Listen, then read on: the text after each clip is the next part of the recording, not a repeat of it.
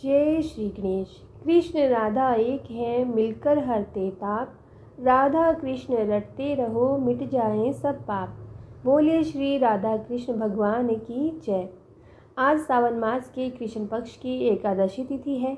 इसे कामिका एकादशी भी कहते हैं और इसे कई जगह पर कामिका ग्यारस भी कहा जाता है। इस एकादशी का व्रत करने से मनुष्य को यमराज के दर्शन नहीं होते हैं और तुलसी दल अर्पण करने से सब पाप नष्ट हो जाते हैं।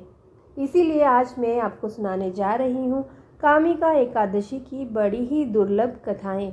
परंतु ध्यान रखिएगा, इन कथाओं को पूरा सुनने से ही मनोकामनाएं पूर्ण होती हैं। कथाओं को आधा अधूरा सुनने से पूर्ण फल प्राप्त नहीं होता है। तो आइए बड़ी ही श्रद्धा और प्रसन्न चित्त मन से इन कथाओं का आनंद लेते हैं। एक बार अर्जुन ने भगवान श्री कृष्ण जी से कहा। अर्जुन ने कहा, हे प्रभु, मैंने आषाढ़ माह के शुक्ल पक्ष की देवशयन एकादशी का सविस्तार वर्णन सुना। अब आप मुझे सावन माह के कृष्ण पक्ष की एकादशी की कथा सुनाने की कृपा करें। इस एकादशी का नाम क्या है? इसकी विधि क्या है? इसमें किस देवता का पूजन होता है? इसका उपवास करने से मनुष्य को किस फल की प्राप्ति होती है? भगवान श्री कृष्ण ने कहा, हे श्रेष्ठ धनुर्धर, मैं सावन माह की पवित्र एकादशी की कथा सुनाता हूँ। ध्यान पूर्वक श्रवण करो। एक बार इस एकादशी की पावन कथा को भीष्म पितामह ने लोकहित के लिए नारद जी से कहा था। एक समय नारद जी ने कहा, हे पितामह, आज मेरी सावन के कृष्ण पक्ष की एकादशी की कथा सुनने की इच्छा है, अतः आप इस एकादशी की व्रत कथा विधान सहित सुनाइए। नारद जी की इच्छा को सुनकर पितामह भीष्म ने कहा, हे नारद जी, आपने बहुत ही सुंदर प्रस्ताव किया है। अब आप बहुत ध्यानपूर्वक इसे सुनिए। श्रावण माह के कृष्ण पक्ष की एकादशी का नाम कामिका एकादशी है। इस एकादशी की कथा सुनने मात्र से ही वाजपेयी यज्ञ के फल की प्राप्ति होती है। कामिका एकादशी के उपवास में शंख चक्र गदाधारी भगवान विष्णु का पूजन होता है। जो मनुष्य इस एकादशी को धूप दीप नैवेद्य आदि से भगवान विष्णु की पूजा करते हैं, उन्हें गंगा स्नान के फल से भी उत्तम फल की प्राप्ति होती है। सूर्य ग्रहण और चंद्र ग्रहण में केदार और कुरुक्षेत्र में स्नान करने से जिस पुण्य की प्राप्ति होती है, वह पुण्य कामिका एकादशी के दिन भगवान विष्णु की भक्ति पूर्वक पूजा करने से प्राप्त हो जाता है। भगवान विष्णु की श्रावण माह में भक्ति पूर्वक पूजा करने का फल समुद्र और वन सहित पृथ्वी दान करने के फल से भी ज़्यादा होता है। व्यतिपात में गंडकी नदी में स्नान करने से जो फल प्राप्त होता है, वह फल भगवान की पूजा करने से मिल जाता है। संसार में भगवान की पूजा का फल सबसे ज़्यादा है, अतः भक्ति पूर्वक भगवान की पूजा न बन सके तो श्रावण माह के कृष्ण पक्ष की कामिका एकादशी का उपवास करना चाहिए। आभूषणों से युक्त बछड़ा सहित गौदान करने से जो फल प्राप्त होता है, वह फल कामिका एकादशी के उपवास से मिल जाता है। जो उत्तम द्विज श्रावण माह के कृष्ण पक्ष की कामिका एकादशी का उपवास करते हैं तथा भगवान विष्णु का पूजन करते हैं, उनसे सभी देव, नाग, किन्नर, पितृ आदि की पूजा हो जाती है। इसीलिए पाप से डरने वाले व्यक्तियों को विधि विधान सहित इस उपवास को करना चाहिए। संसार सागर तथा पापों में फंसे हुए मनुष्य को इनसे मुक्ति के लिए कामिका एकादशी का व्रत करना चाहिए। कामिका एकादशी के उपवास से भी पाप नष्ट हो जाते हैं। संसार में इससे अधिक पापों को नष्ट करने वाला कोई और उपाय नहीं है। हे नारद जी, स्वयं भगवान ने अपने मुख से कहा है कि मनुष्य को अध्यात्म विद्या से जो फल प्राप्त होता है, उससे अधिक फल कामिका एकादशी का व्रत करने से मिल जाता है। इस उपवास के करने से मनुष्य को न यमराज के दर्शन होते हैं और ना ही नरक के कष्ट भोगने पड़ते हैं। वह स्वर्ग का अधिकारी बन जाता है। जो मनुष्य इस दिन तुलसी दल से भक्ति पूर्वक भगवान विष्णु का पूजन करते हैं, वे इस संसार सागर में रहते हुए भी इस प्रकार अलग रहते हैं जिस प्रकार कमल पुष्प जल में रहता हुआ भी जल से अलग रहता है। तुलसी दल से भगवान श्री हरि का पूजन करने का फल 1 बार स्वर्ण और 4 बार चांदी के दान के फल के बराबर है। भगवान विष्णु रतन, मोती, मणि आदि आभूषणों की अपेक्षा तुलसी दल से अधिक प्रसन्न होते हैं।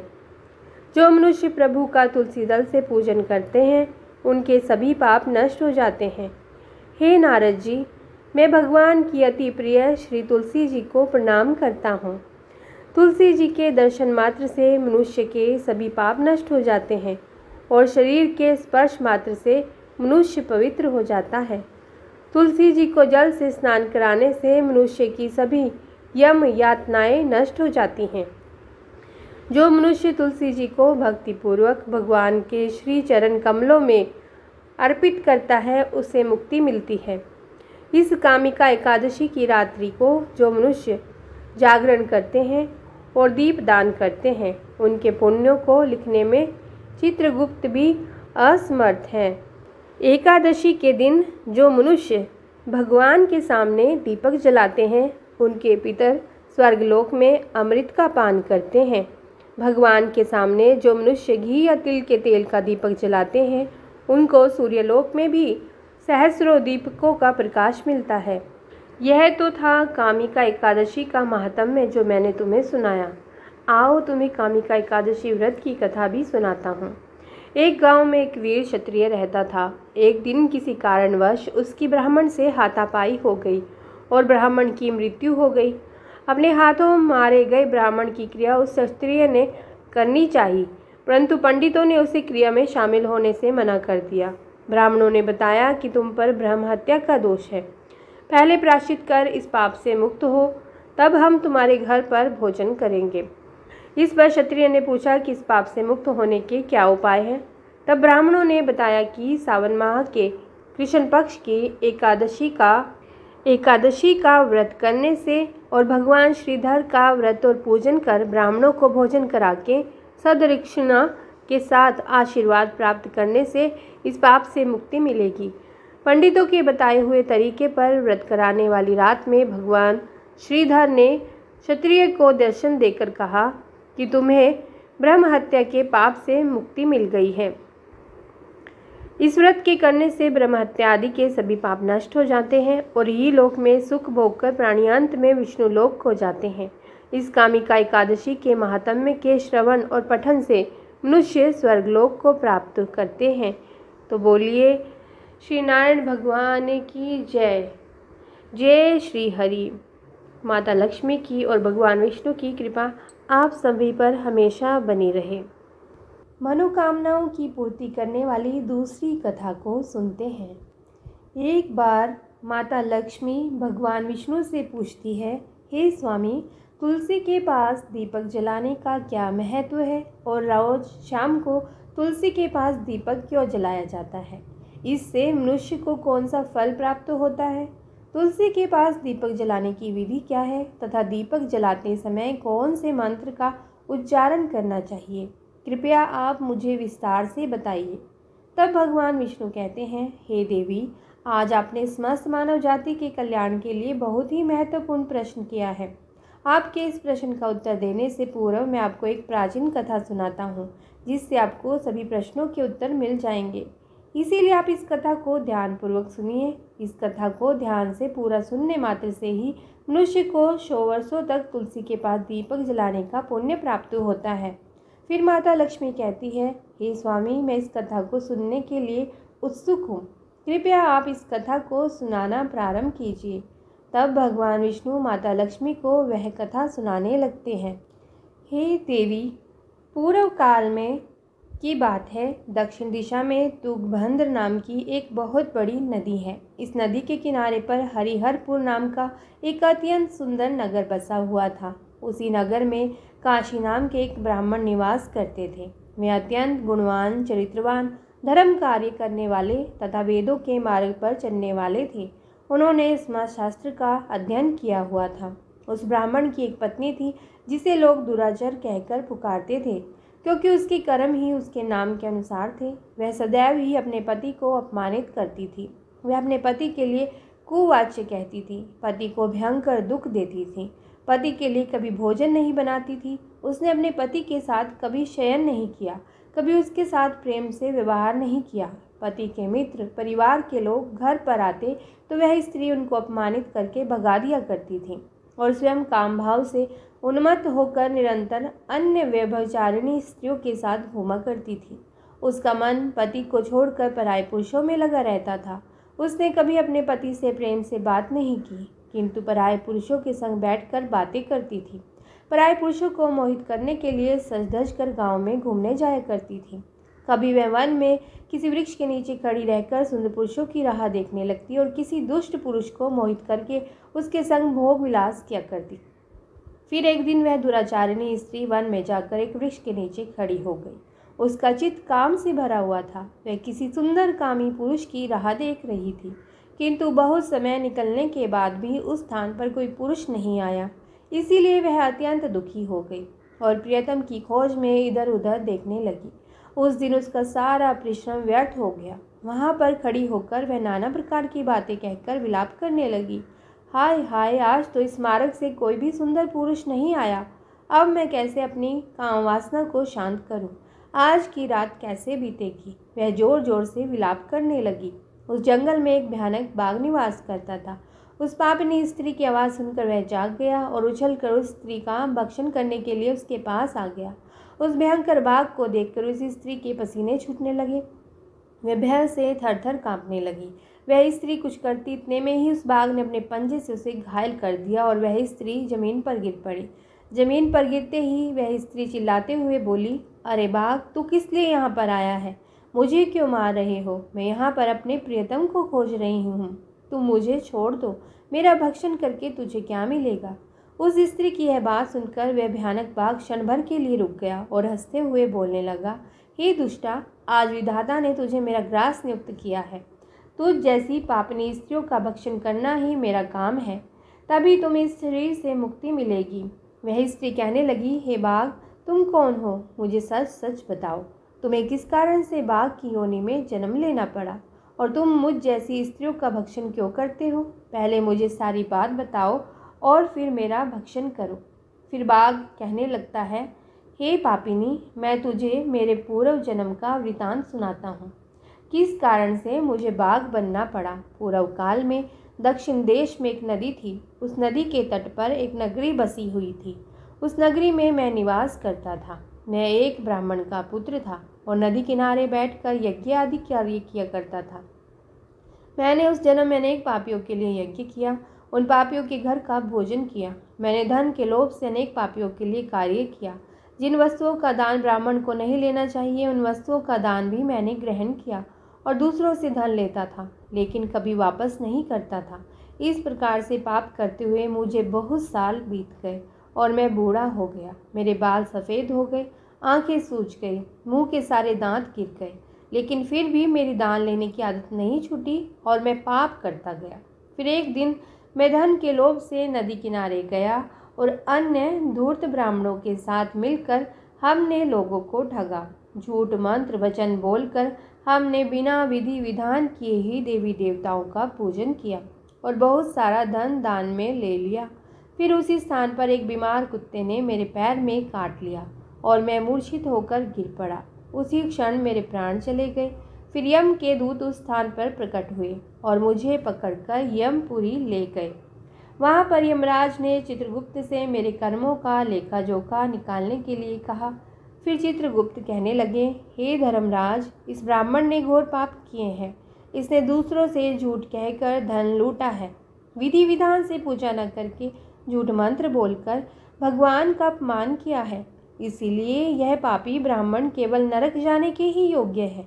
फिर यमराज ने अपने दूतों को आदेश देकर मुझे नरक की अग्नि में डाल दिया।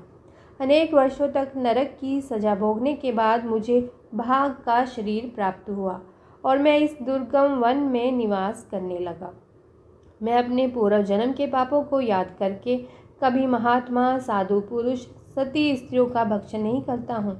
मैं केवल पापी, दुराचारी तथा उल्टा स्त्रियों का ही भक्षण करता हूँ, ताकि मुझे पाप से मुक्ति मिल सके।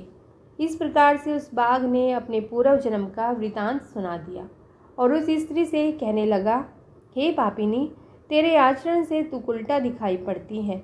अपने पति को छोड़कर तू इस वन में अन्य पुरुष के साथ भोगविलास करने के लिए आई है। इसीलिए आज तू मेरा ग्रास अवश्य ही बनेगी। इतना कहकर उस बाघ ने अपने तीक्ष्ण नाखून से उस पापी स्त्री के टुकड़े टुकड़े करके उसे खा लिया। फिर उस स्थान पर यम के दूत प्रकट हुए और उस पापिनी स्त्री को उठाकर यमपुरी ले गए। वहां पर उसे यमराज के सामने खड़ा किया गया। फिर चित्रगुप्त ने उस स्त्री का लेखा जोखा निकालते हुए यमराज से कहने लगा, हे धर्मराज, यह स्त्री तो अत्यंत पापिनी है। इसने घोर पाप किए हैं। इसने व्यभिचार किया है। इसने अपने पति की कभी सेवा नहीं की। अपने पति को भूलकर पराये पुरुषों के संग भोग विलास किया करती थी। उसके पाप को सुनकर यमराज ने उस स्त्री को अग्नि से भरे हुए कुंडों में डालने का आदेश दिया। अनेक वर्षों तक उसे उस कुंड में पकाया गया। फिर उसे निकालकर दूसरे नरक में डाल दिया गया। इस प्रकार से उसे अनेक वर्षों तक अलग अलग नरकों में डाला गया और नरकों में डालने के बाद वह महापापी स्त्री पुनः पृथ्वी लोक पर आकर चांडाल के रूप में उत्पन्न हुई। चांडाल के घर में जन्म लेकर वह फिर से अनेक पाप करने लगी, व्यभिचार करने लगी, अनेक पापी पुरुषों के संग विहार करने लगी।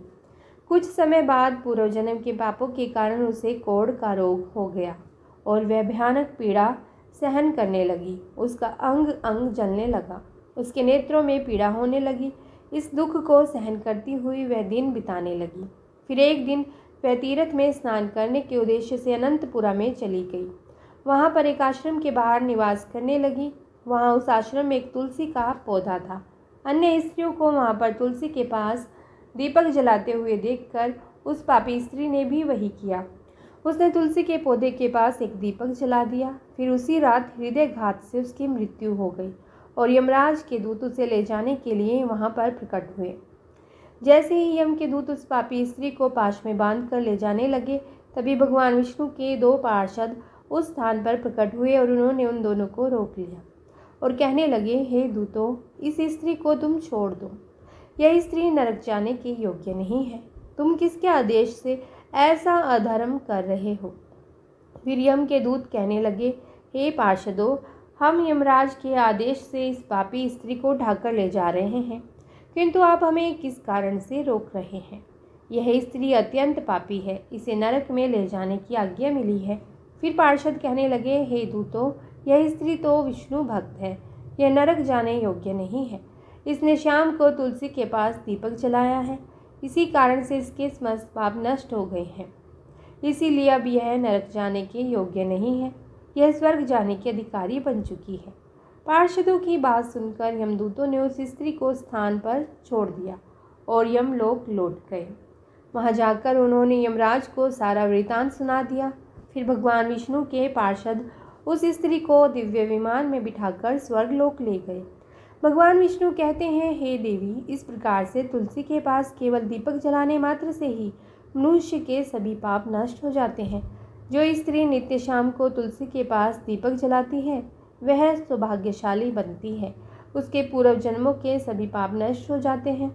उसे सुख समृद्धि की प्राप्ति होती है।